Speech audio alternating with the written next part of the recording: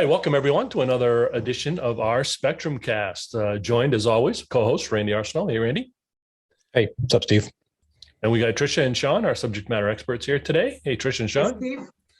And today we are being joined by Kurt. Kurt, you are from our lab service. Actually, I'm not even going to do that. I'm going to let you talk about yourself and that sort of thing. But today we're going to be talking more deeply about cyber responses and kind of assessments for your environment. But Kurt, why don't you tell us a little bit about who you are and what you do? Sure. My name is Kurt Messingschlager. I'm a senior storage consultant with IBM Lab Services. I deliver our service offerings, as well as I've created some service offerings myself. Great. And one of those service offerings is called the CIRSA, I believe, correct me if I'm wrong, the Cyber Incident Response Storage Assessment, correct? That is correct. Great.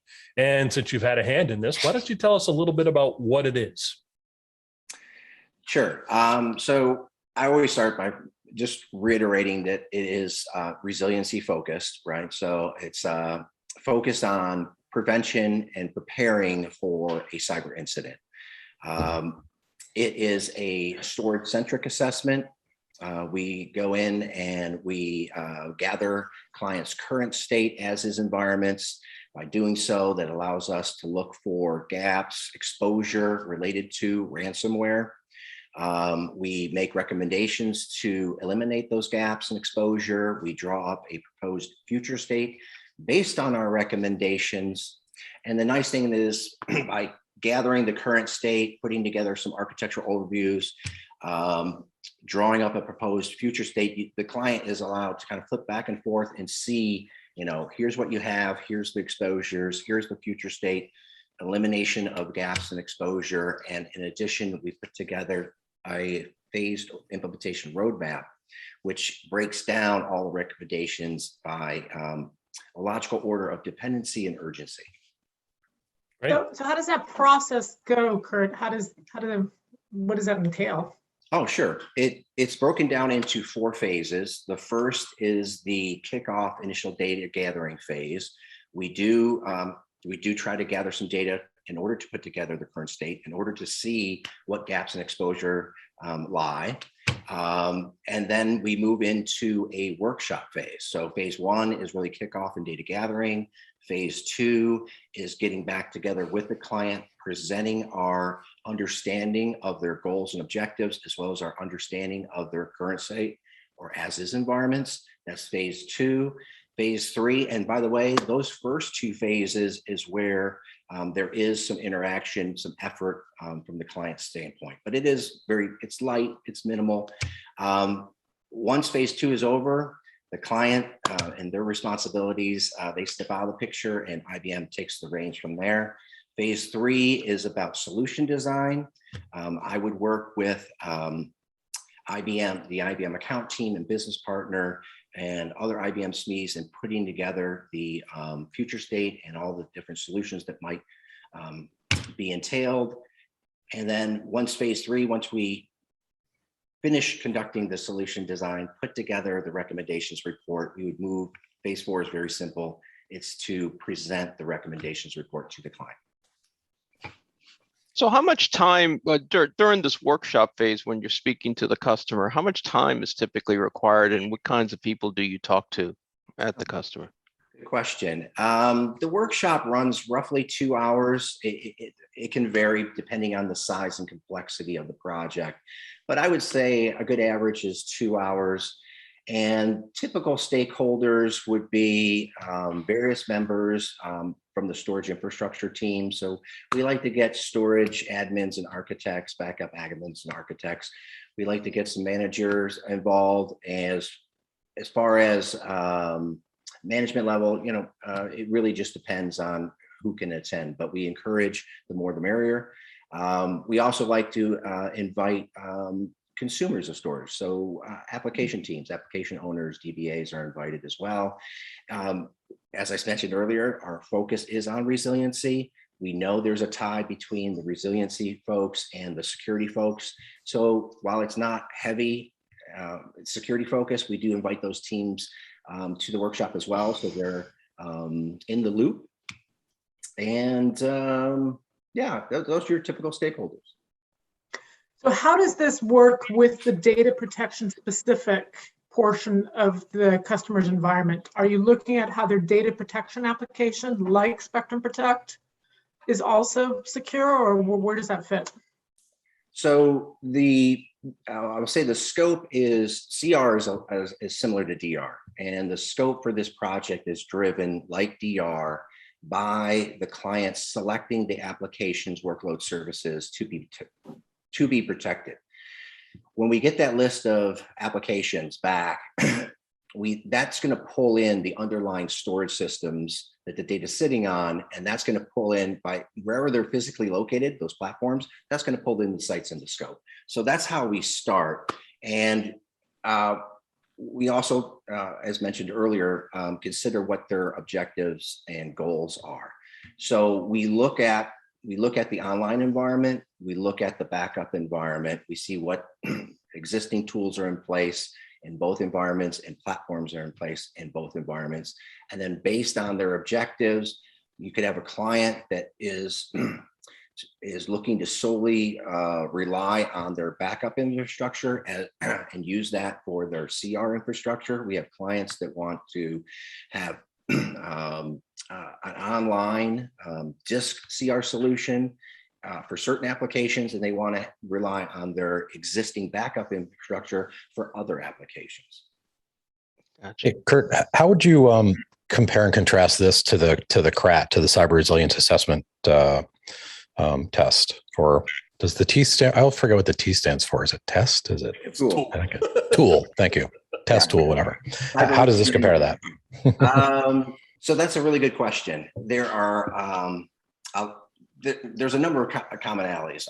They both are focused on cyber resiliency, and I'll talk to some of the commonalities, similarities first, and then I'll compare and contrast them. So they're both pre-sales assessments that focus on cyber resiliency. Both assessments are based on the NIST cybersecurity framework, which is basically open, available to the public. It's a set of best practices and guidelines to become cyber secure. They're both at no charge. There's a little asterisk there. I do know that the CRAT offering is no charge worldwide. The CIRSA offering is no charge, pre-funded internally for North America. Both assessments have data gathering workbooks, although they are used in different ways to do different things. And they're both vehicles to identify IBM opportunities and promote IBM storage and data protection solutions.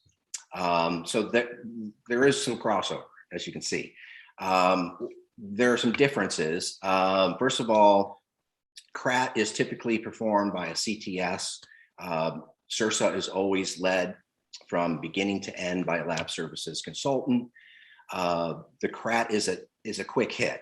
It's I think a 2-hour workshop with the client, in and out, very low impact from a client point of view. Ours is a 2 to 3 week engagement. Again, a lot of it, this is not total effort, this is total time. And a good part of that time is the data gathering. We do go deep on the data gathering to develop their current state, to understand where the gaps and exposure lie in order really to get to the root of the problem and to address real world exposure. So it sounds like it's a little bit more maybe rigorous than the CRAT. It is. And the last thing I would say is what you're going to see, and I know CRAT has a sample report.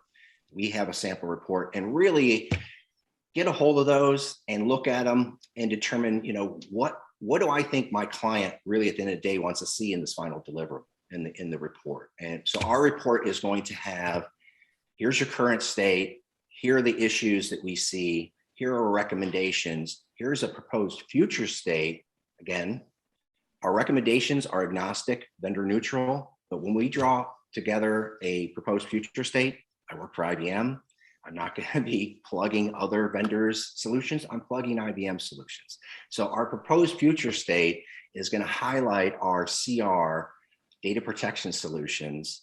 And again, there's a lot of recommendations after the right at the end of the report, after the proposed future state, we take our recommendations and put them into a phased implementation roadmap based on urgency and dependency. So how many CIRSAs have you guys done, Kurt? Right now, I am juggling 5. So, This is a popular subject. well, yeah, demand was on the rise, but I got to tell you, the pipeline in JBS, and I know that was, earlier May and June, but that really kind of spiked our pipeline. So as our guest speaker today, I'm going to hand you the tooltip hat and ask you, how would a customer engage this if they're interested in getting this type of assessment? Sure. So if you're a client, you would reach out to your IBM or business partner contact, and then they would take the torch and hand it over to either myself or someone on my team. So the best way to get this rolling, so to speak, is to reach out to your IBM point of contact or business partner.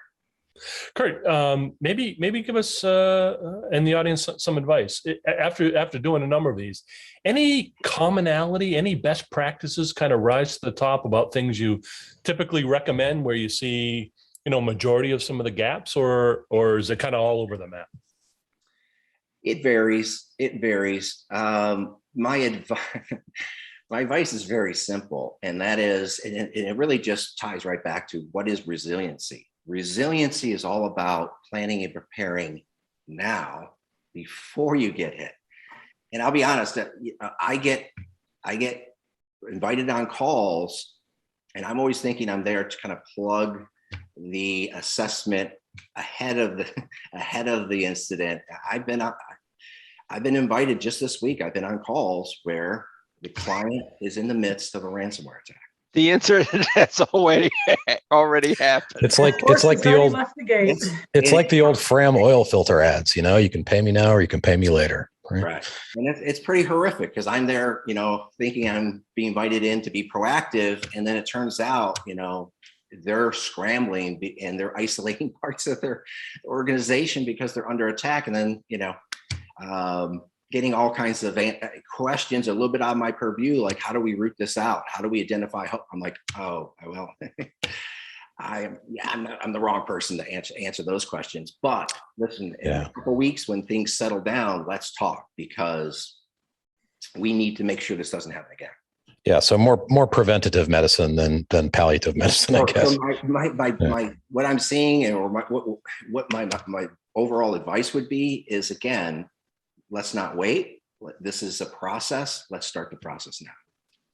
Yeah, I think the reality is, and this is an unfortunate reality, that in a lot of our careers, you could go through many years without seeing an event like this in your company. And these days, it's almost a virtual certainty that, if they don't succeed, at least they're going to try, and they're probably trying almost every day, right? Exactly. So. Exactly. Looking at the odds, DR is a well-established practice.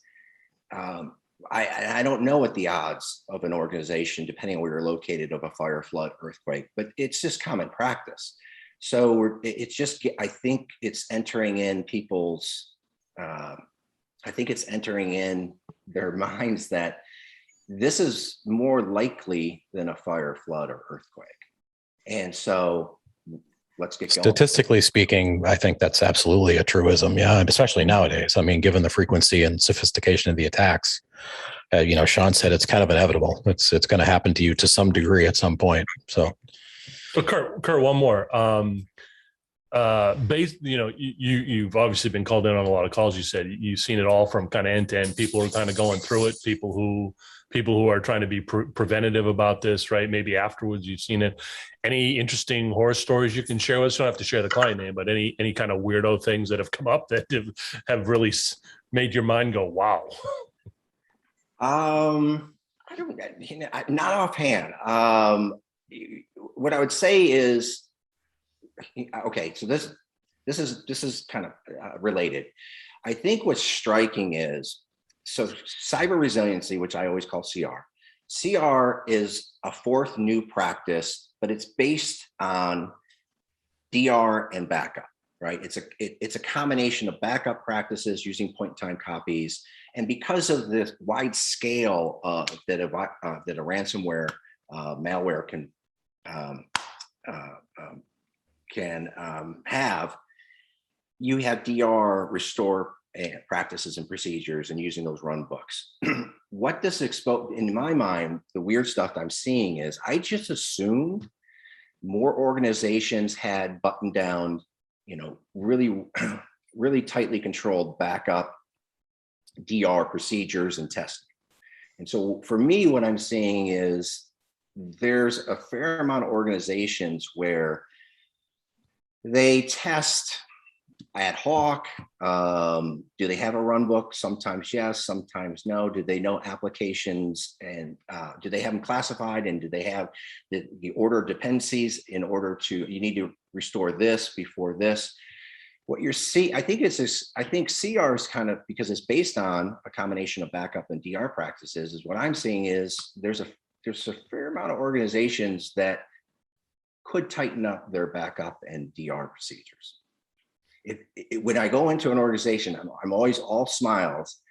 When I go into an organization that has a well-run backup environment and does a scheduled interval testing, as well as that with their DR, because you're definitely singing our song, Kurt. This is good stuff. Layering CR on top of it is going to be a breeze where backup and DR is buttoned down. Yeah, part of one of the things that we talk about in our 6 key capabilities in the podcast that we just kind of got finished, we started with an architecture thought process, and that architecture thought process was things like understanding your data lifecycle, making sure you classify your data. Again, not tricky, just like business critical, mission critical, and then kind of the other data. Design for recovery, and then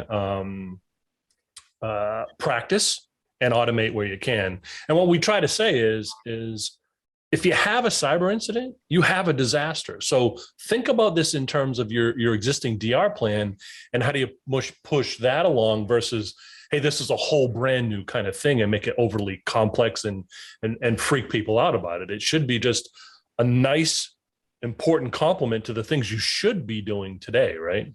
Absolutely. Yeah. Cool. Yeah.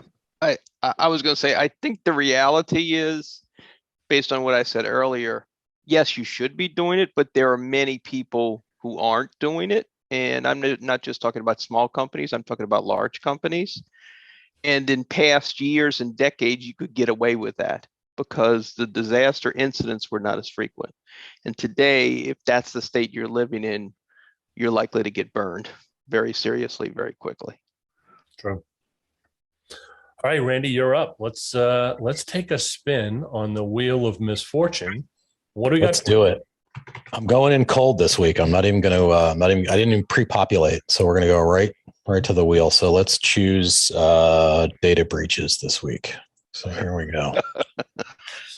Okay. Oh, well, not surprisingly, the one that pops up to the top of the list is the Robinhood hack. Interestingly, with this one, and people probably remember Robinhood from back earlier this year, the whole Reddit Wall Street takeover, and GameStop stock skyrocketing, and that whole controversy around that, and cryptocurrency engagement and stock purchasing, et cetera. So anyway, same company. So they had a breach that released about 5 million email addresses so far, just email addresses. They're claiming that there hasn't been any other, no social security numbers, no account numbers, nothing of particular, PII kind of interest. Interestingly about this was a good old fashioned social engineering attack where somebody kind of spoofed a client service rep persona effectively and use that access to go gain access to customer support and client support systems to extract this information. So, just another reminder, and we get, a million of them every week, it seems like nowadays, that, nothing is safe. You've got to be incredibly cautious what you share with whom and in what capacity, and what their policies are, what their preventive measures are. And, like everything else, we talk every week about the importance of not just prevention, which obviously CR is predominantly kind of detection and prevention.